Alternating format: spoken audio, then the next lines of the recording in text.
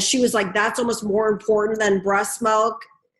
You know, both are obviously very important, but that is huge. Is that colostrum? Yeah. So let's say your mom's pregnant, okay? And she's like, okay, I want to do, of course, every pregnant mom wants to do the best they possibly can for their child and for themselves probably, but more for their child probably.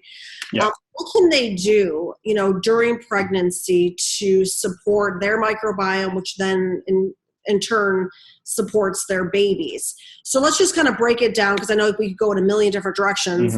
First, let's just talk about diet. Yeah. You hear a lot of different stories about what to eat, this, that, don't eat this, don't eat raw, that. But what are some important foods that she needs to include to just help support her microbiome? Yeah. So one of the things I always tell moms is, you know, follow their instincts as well, because when you're pregnant, you have these amazing food aversions and cravings, right? And it may be things that you never wanted to eat when you were not pregnant. For example, a friend of mine, when she was pregnant, would always crave red meat, you know, and she was not a red meat eater when she was not pregnant. So those kind of like crazy aversions are being dictated by your microbiome. So food cravings are basically come about from your microbiome sending neurotransmitters up the vagus nerve into your brain and making you crave those foods. For example, if you have an overgrowth of candida in your gut, it will make you crave sugars by sending in neurotransmitters to your brain, because that's how you feed that candida, right? So pay attention to your cravings to some degree, but more importantly, the most simplistic way of thinking about the optimum diet for the microbiome is to increase the diversity of your diet. You know, the aversions that moms get, sometimes the nausea and all those things make it very difficult to eat certain groups of foods. But if you can increase the diversity of the diet, that's giving you the best chance of having a healthy, diverse microbiome. So eating a good amount of seeds and nuts and roots and tubers, increasing the soluble and insoluble fibers is always a good thing. And then lowering the sugar content. Now, the sugar content will increase inflammation in mom's body, and that'll increase inflammation in the womb as well. And that can have a detrimental effect to the development of the fetus. And so I would say that, you know, even though mom might get sugar cravings and all that, I would reduce the sugar amount. It becomes important to eat a diversity of meats as well: eggs, fish, beef. If you're vegetarian, try to get some other kind of protein sources in there. But healthy fats, healthy carbohydrates, and a diversity in the dietary fibers will be the most important thing for mom to do. Okay, so rotating food. So like instead of every morning for breakfast, because what I think we all can get into ruts. It's like, okay, every morning yogurt with berries, but it's always blueberries. It's like rotate things around. Yeah, berries. Get as many as you can. Absolutely. Okay. And I always say it's a little bit of a lot of different things. You know, you don't have to eat like a whole bunch of any one thing. The way our ancestors ate. So if you were a pregnant woman, 10,000 years ago, and you were a hunter-gatherer forager, you would literally be just foraging for food. You know, you would be going out and eating whatever berries and roots and tubers and nuts and insects that you could find. And that's how our microbiome evolved, is that you were eating what was available in that area.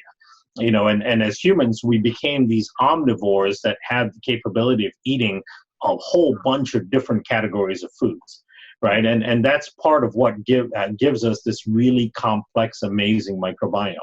You know, and so yes, people get in ruts, they get in routines, they go, you know, this is what I do for breakfast and this is what I'm comfortable with, but you need to increase the diversity of what you're eating. One of the recommendations I tell people is, you know, go to an ethnic grocery store in your neighborhood. Like, you know, near us, we have the H Mart, which is a big Korean grocery store. They've got roots and tubers and fruits that you'll never see at Whole Foods and Trader Joe's and places like that. Just buying small amount of those, like a star fruit or a type of cabbage that you only find in those stores, and just eating small amounts of those. You know, giving that diversity of the microbiome gives your baby the best chance at getting a really good, healthy inoculum of microbes into the gut. There's two other things that are extremely important. One is maternal stress. Okay. So maternal stress has been shown to have a huge impact on the development of the fetus itself and the child. Now, in part, it's because stress hormones, when you release stress hormones, will increase the virulence of certain types of bacteria and viruses in your body. Okay. Right? And so that can have a direct impact on risk of cognitive development issues like autism spectrum disorders, behavioral disorders, ADD, ADHD, all of those things can be directly correlated to maternal stress. There have been numerous animal studies on this where they take mice and they split them up, pregnant mice, they split them up into two groups.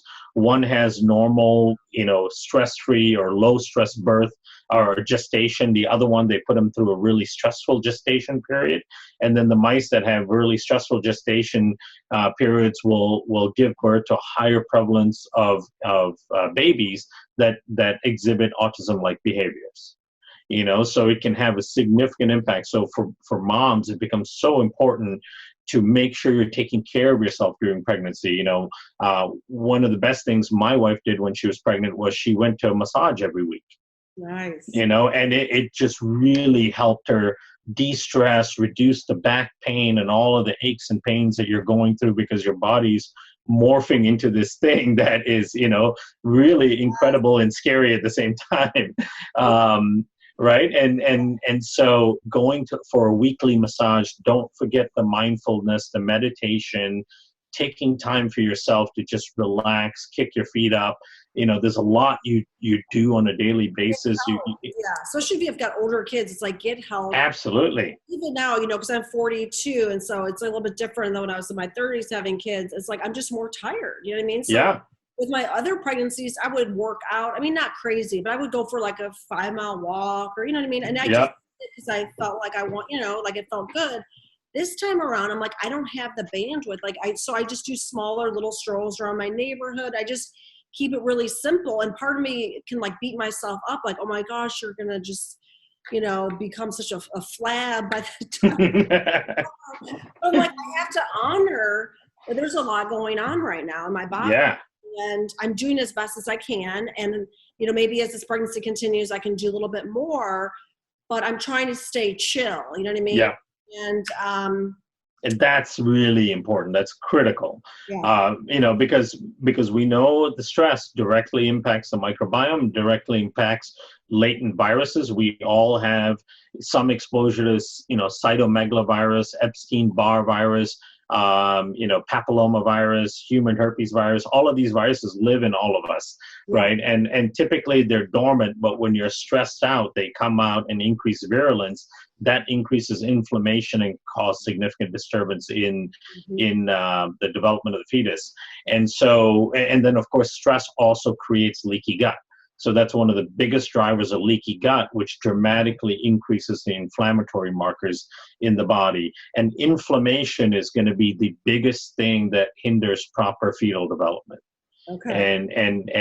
And really disrupts the health of the child for the long term. So mom's mindset and stress level becomes extremely important to manage. Also, I think just being aware of like stress that you almost can be consuming, like if you're drinking a lot of coffee, a lot of sugar, like all of that puts a lot of stress on the body too. So trying not to, or going too long before you eat, things like that, even just simple things that have nothing to do, whether you have to work, you know what I mean, or you have young toddlers or whatever, but even just what you're ingesting can add stress. Absolutely. Yeah. Mm-hmm.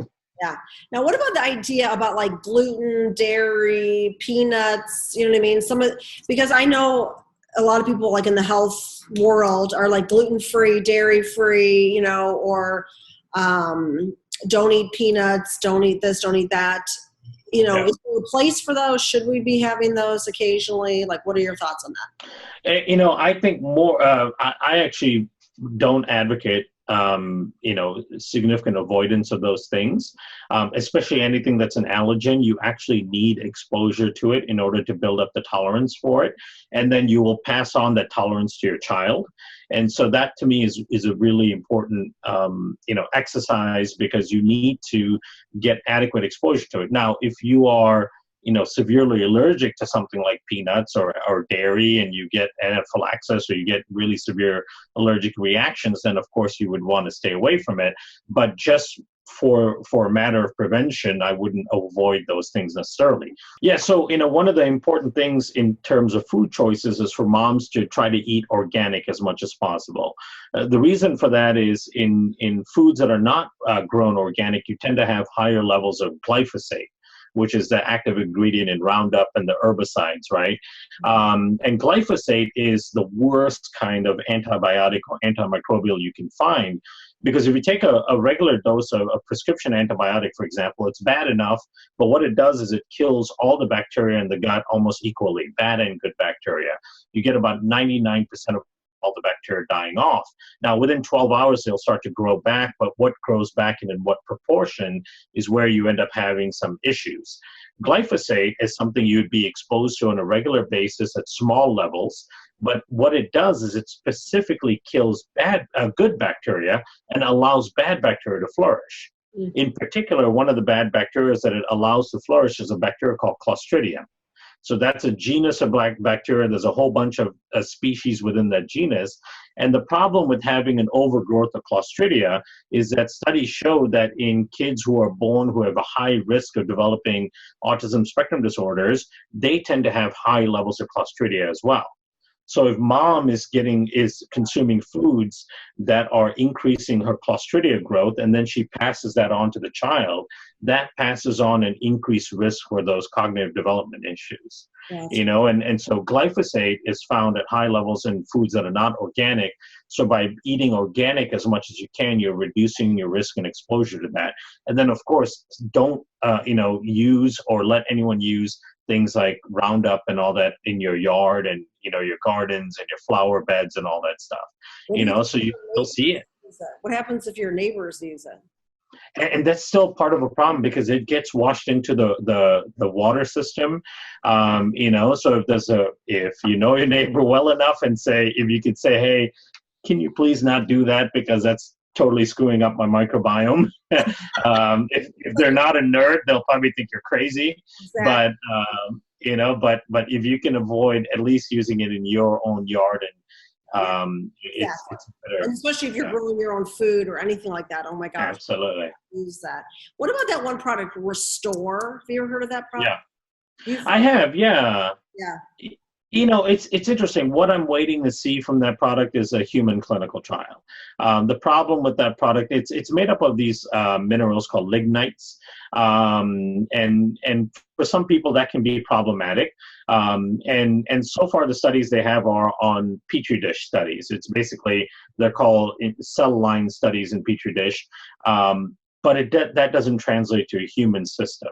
And so to me, I'm hoping and waiting that they would do some trials to be able to show that it actually is beneficial in humans. Mm-hmm.